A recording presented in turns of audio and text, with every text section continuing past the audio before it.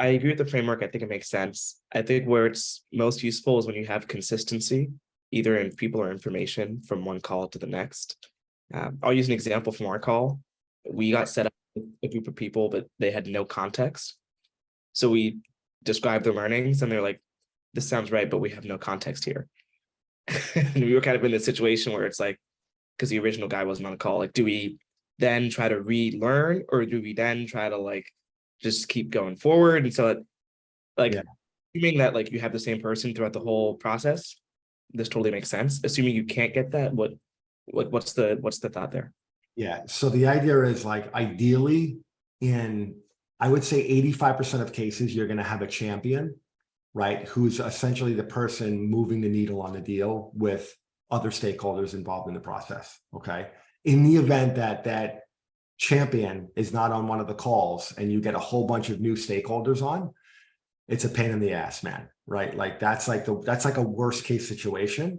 What you need to do there is just kind of provide some context into what it is that Test Party does, right? What you guys do, a quick background on yourself. And I know this is counterintuitive to what I've always said. You don't need to give a bio of yourselves, but you should give a little bit of context on what you discussed with the champion on the prior call, right? Here's where we are.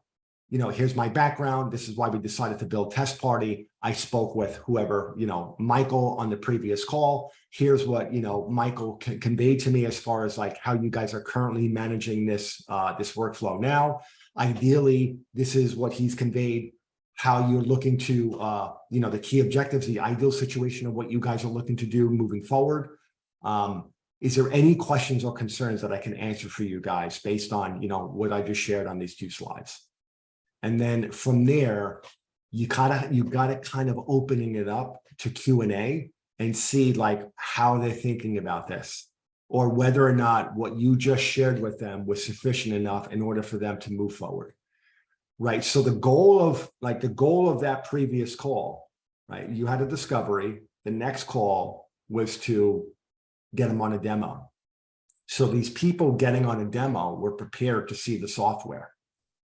Right. So if the champion didn't do his job in providing context to the stakeholders who were jumping on, that's really his fault, but ultimately it falls on you. So you're going to have to provide that context. You don't have to do another discovery call, but you have to make sure that you highlight everything that was discussed and give a brief background on what Test Party does and what you guys are about to show them in the software. Make sense? Yeah, that makes sense. That was our situation this morning.